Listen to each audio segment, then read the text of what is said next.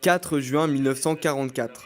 Le général de Gaulle est convoqué par Winston Churchill, qui lui annonce que le débarquement en Normandie se fera sans l'aide de la France. De Gaulle entre dans une colère noire, tout comme Churchill, qui menace de l'enfermer. Si cette rencontre est restée secrète dans le grand livre de l'histoire, la pièce Meilleurs alliés tente de nous en dévoiler les coulisses. Un moyen de montrer la complexe relation qui unissait les deux hommes.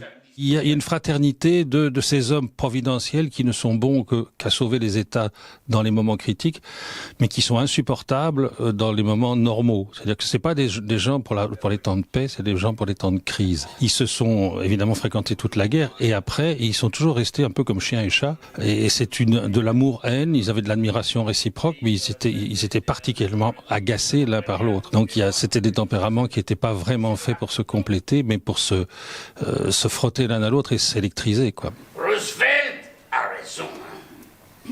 Vous êtes dingue. Roosevelt est un homme malade. Et vous, monsieur le Premier ministre, vous buvez trop.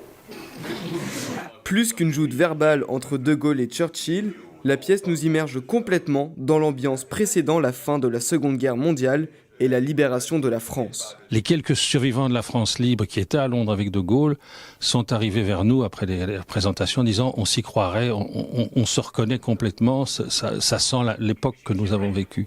Ça, pour moi, je trouve que c'est une forme d'hommage. Et d'autre part, il y a la modernité du propos, puisque les jeunes générations arrivent en disant mais en fait, c'est toujours le même bordel, ça n'a pas changé. Qui, de Churchill ou De Gaulle, aura le dernier mot? Vous le saurez si vous vous rendez au théâtre du Petit Montparnasse d'ici le 30 juin.